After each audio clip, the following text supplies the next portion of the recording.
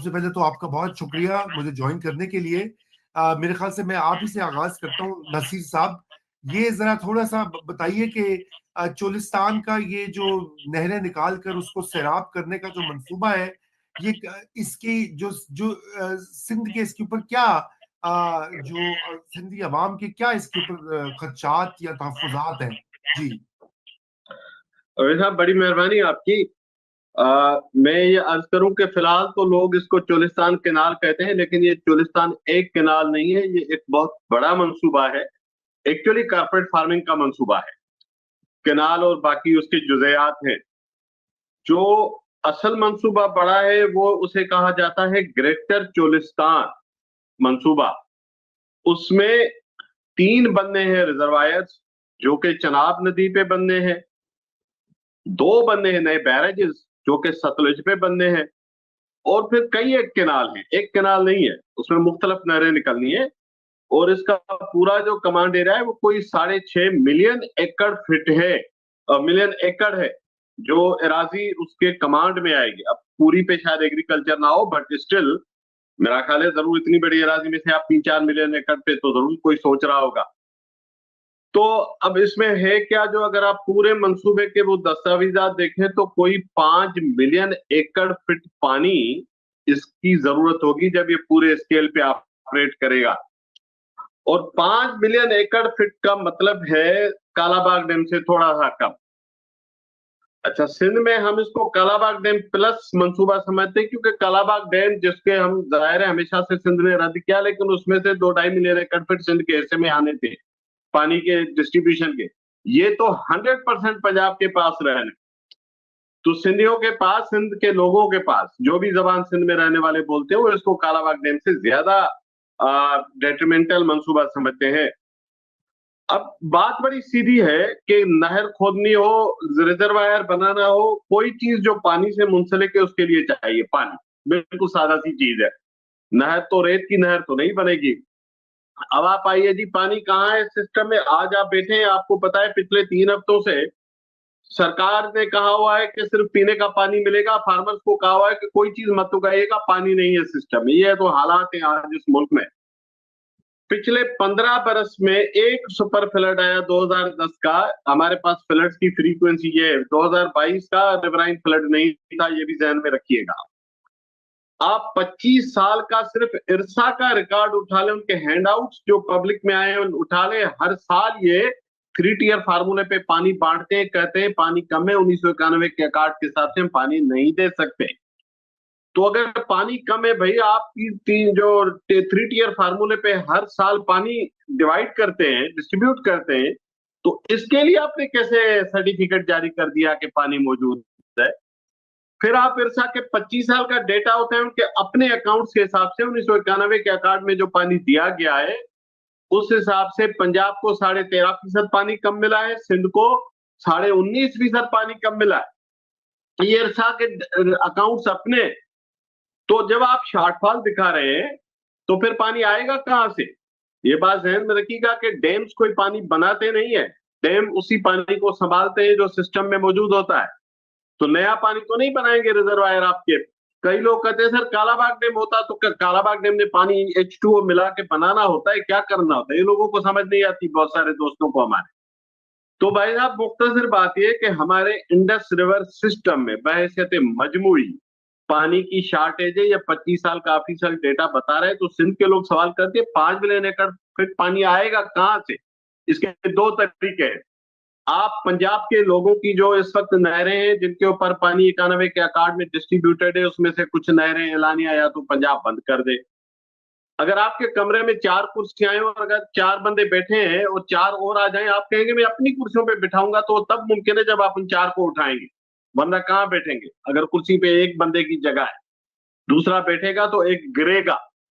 तो simple account है कि जब आपके पास पानी नहीं है तो ये 5 मिलियन एकड़ फिट पानी जो डाइवर्ट होगा वो इंडस रिवर सिस्टम से होगा। जहन में रखिएगा कि इंडस एक रिवर नहीं है, इंडस रिवर सिस्टम है। ये नीचे आके पंजनद पे तमाम दरिया मिलके एक इंडस बनाते हैं। आप इसकी किसी भी ट्रिब्यूटरी से पानी निकालेंगे, पानी इंडस का जाता है। पानी वो जाता है जो पंजनद से नीचे सिंध के पास आना होता है।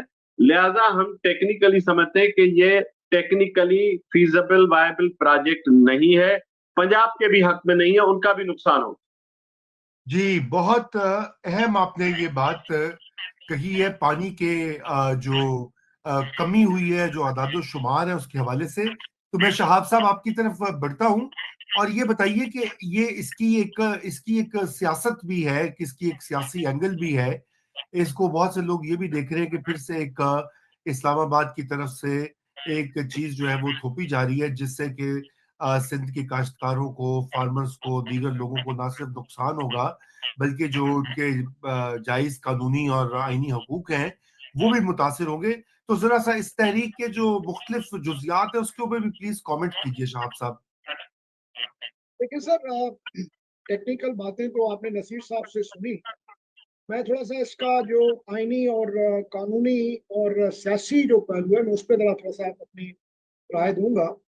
देखिए, पाकिस्तान एक फेडरेशन, और फेडरेशन में जो डिस्ट्रीब्यूशन है हॉरिजेंटल और वर्टिकल, वो आइन में दी गई है। उसका तरीकाकार आइन में मौजूद है। मसलन आपके लेजिस्लेटिव पावर्स जो हैं वो भी प्रोविंसेस और फेडरेशन के बीच में डिवाइडेड है। आपके जो एडमिनिस्ट्रेटिव पावर्स हैं, फाइनेंशियल पावर्स हैं।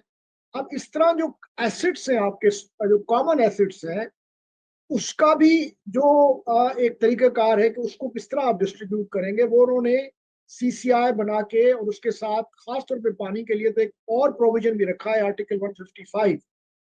तो सबसे पहला जो यहाँ पे सवाल पैदा होता है कि जी, ये जो आपने इतना बड़ा ह्यूज ये जो प्रोजेक्ट लॉन्च किया है, जो जहां तक मेरी इंफॉर्मेशन है, पूरे सिंध में जो एग्रीकल्चरल लैंड है वो तकरीबन 1 करोड़ एकड़ है। तकरीबन 1 करोड़ एकड़ है जो एग्रीकल्चरल है। अब उसमें आबाद कितनी है, गैर आबाद, उसको अभी आप डिस्कस नहीं करते। जबकि ये जो सिर्फ पंजाब में प्रोजेक्ट बनने जा रहा है चोलिस्तान का, ये तकरीबन 50 लाख एकड़ है। यानी तकरीबन आप जो एक आधी कमांड एरिया नहीं बना रहे हैं पंजाब। तो आप सोचें कि इसके लिए कितना पानी चाहिए। अब इतना बड़ा आप फैसला कर रहे हैं, और आपने सीसीआई, जिसके लिए ये इदारा बनाया गया है, कि सीसीआई एक पैरेलल गवर्नमेंट है। आप जरा ये इस पे गौर कीजिएगा। आप आइन खोल के देख लें, सीसीआई कोई एक इदारा नहीं है। सीसीआई एक पैरेलल गवर्नमेंट है। उसकी अपनी एक कैबिनेट है। सीसीआई में जो फेडरल लेजिस्लेटिव लिस्ट के पार्ट 2 के सब्जेक्ट्स हैं, तकरीबन 29 सब्जेक्ट्स हैं, उसके लिए फेडरल गवर्नमेंट के पास न तो पॉलिसी बनाने का राइट है, ना रेगुलेट करने का राइट है, ना सुपरवाइज करने का, ना इन्फोर्स करने का। ये पूरे का पूरा जो जुरिस्डिक्शन है वो सीसीआई का है, जिसमें प्राइम मिनिस्टर है, फेडरल गवर्नमेंट के जो रिप्रेजेंटेटिव्स हैं, और चारों सूबों के चीफ मिनिस्टर्स। तो ये एक पैरेलल कैबिनेट बनाई गई है, और ये एक नॉवल किस्म का यूनिक जो है एक्सपेरिमेंट है, कॉन्स्टिट्यूशनल एक्सपेरिमेंट, जो इंडिया में भी नहीं है।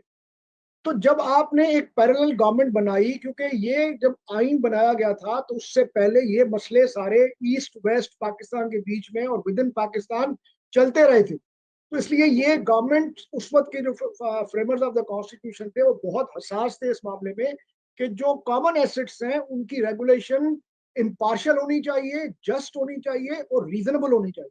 इसलिए उन्होंने एक सेपरेट गवर्नमेंट बना दी पूरी इसकी, जिसमें हर 3 महीने के बाद मीटिंग होनी है। कैबिनेट का एक, मैं इसको कैबिनेट कहता हूँ, कैबिनेट का इजलास होना है, और उसमें प्राइम मिनिस्टर या उनका, अगर अभी तो उन्होंने डिप्टी प्राइम मिनिस्टर बना दिया, वो आके बैठेगा, और वो जो कॉमन एसेट्स से मुतल्लिक फैसले करने हैं, पॉलिसी बनानी है, उनको बनानी है।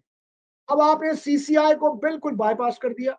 आपने एसआईएफसी बना दी, और वो उसका कोई कॉन्स्टिट्यूशनल बेसिस नहीं है। वो एक एक्ट के तहत बनाई गई, जो एक्ट इन कॉन्फ्लिक्ट है कॉन्स्टिट्यूशन के, क्योंकि सीसीआई और एसआईएफसी के जो जुरिस्डिक्शन है वो कॉन्फ्लिक्ट में है। तो उस पर प्रिवेल करेगी कॉन्स्टिट्यूशनल जुरिस्डिक्शन। तो ये जो एसआईएफसी इन्होंने लॉन्च किया है, वो सारे का सारा अनकॉन्स्टिट्यूशनल है, क्योंकि इसके सारे पॉलिसी डिसीजन जहां हो रहे हैं वो होने चाहिए सीसीआई में। तो मैं ये, तो इसका आईनी सबसे बड़ा जो सवाल हम कर रहे हैं अपने पंजाब के दोस्तों के, कि आप बताएं तो सही कि आइन के किस प्रोविजन के तहत आपने ये इतना बड़ा फैसला कर लिया, और आपने जो है यानी इरसा जो है उसकी रेगुलेशन, सुपरविजन, वो सब कुछ पॉलिसी मेकिंग सीसीआई के पास, प्राइम मिनिस्टर के पास नहीं है। तो एक तो ये सवाल है। दूसरा जो सबसे बड़ा सवाल जो हम करते हैं अपने दोस्तों से पंजाब के, कि जी आप बताएं कि ये जब प्रोजेक्ट बनाया गया था या कंसीव हो रहा था, तो आपके पास कोई स्टडी है, कोई टेक्निकल स्टडी बता दें जो जस्टिफाई करे कि आपके पास पानी मौजूद है,